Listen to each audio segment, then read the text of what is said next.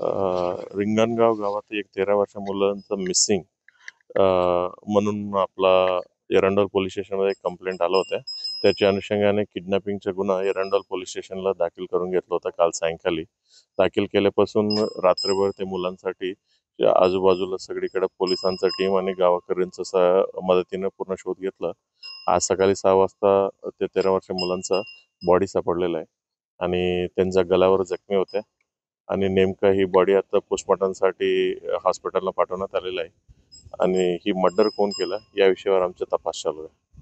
नेमकं काही संशयितांना ताब्यात घेतल्याची चर्चा आहे, त्यांची काही प्रायमरी चौकशी निष्पन्न झाली? ते इन्व्हेस्टिगेशनमध्ये डिटेक्शन करण्याच्या हेतून जे काही करायचं सर्व आम्ही करतायत आणि एकदा इन्व्हेस्टिगेशनमध्ये डिटेक्शन झाल्यानंतर सविस्तर माहिती आपल्याला देण्यात येईल. तर जो मुलगा या घटनेत मृत्युमुखी पडला त्याचं नेमकं नाव काय होतं, फॅमिली बॅकग्राऊंड ते मिळालं? लहान मुलं असल्यामुळे मला नाव सांगता येत नाही आणि बाकी गोष्टी मी एकदा डिटेक्शन झाल्यानंतर बाकी गोष्टी तुम्हाला सांगण्यात येईल. तेजसच्या खुनाच्या प्रसंगी ज्यावेळेस मिसिंगचा गुन्हा दाखल झाला त्या वेळेपासून तर तेजसचा मृत्यू कुठे झाला त्या स्थळापासून तर आत्तापर्यंत मी या सर्व गोष्टींचा साक्षी आहे.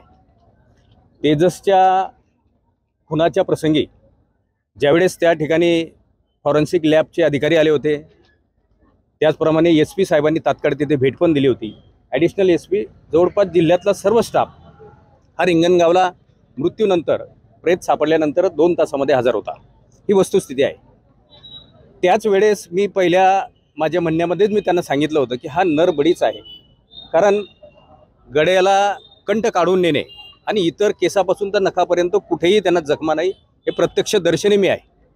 PM वगैरे हा नंतरचा भाग आला, परंतु ज्यावेळेस प्रेत सापडलं त्यावेळेस मी तिथे होतो आणि त्याच वेळेस पोलिसांना मी हा विषय मांडला होता आणि त्या दिशेने तपास करण्याचा प्रयत्न त्यांचा होता. परंतु कालच आता ताईन SPशी बोलल्यात, त्यांनी सांगितलं की नरबडीचा हा गुन्हा दाखल आपण केलेला आहे, तो कलम लावलेला आहे, पण कलम लावूनही त्याचा तपास त्या दिशेने झाला पाहिजे.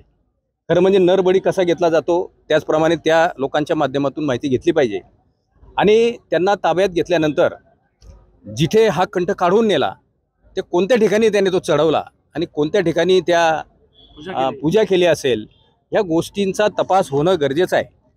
आज गजानन महाराज त्याच्या वडिलांना आपण म्हणतो, आम्ही सर्व पंचक्रोशीमध्ये अत्यंत साधा सरळ आणि सर्वांना सुखदुःखामध्ये जाणारा असा माणूस ज्यावेळेस मुलगा हरवला आणि त्यानंतर जवळजवळ 12 तासाच्या आत त्याचा शोध लागला त्यावेळेस निश्चितच सर्व जनता हा पंचक्रोशीमध्ये 10-12-20 गावं जे आमची आहेत त्यांच्याकडे कोणी 2 दिवस जेवणसुद्धा कोणाला गेलं नाही, ही वस्तुस्थिती आहे.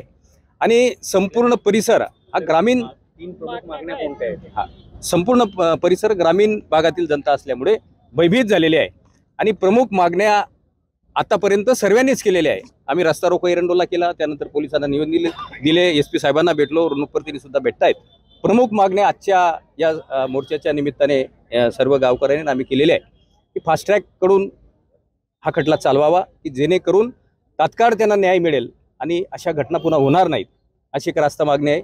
दुसरी मागणी अशी आहे की माननीय श्री उज्ज्वल निकम साहेब की ज्यांचं जगभरामध्ये नाव घेतलं जातं आणि या खटल्यामध्ये त्यांची नेमणूक शासनातर्फे केली जावी, एक प्रमुख मागणी आहे. पोलिसांकडनं जर हा तपास पूर्णपणे या दिशेने होत नसेल तर तो तपास CBIकडे देण्यात यावा आणि जर समजा या सर्व गुन्ह्यांची तपास समजा न लागल्यास पुन्हा ही जनता आंदोलन करेल, ही भावनासुद्धा आम्ही सर्व लोकप्रतिनिधींनी प्रशासनाकडे व्यक्त केली आहे. निश्चितपणे आमचा विश्वास आहे की या दिशेने तपास होईल.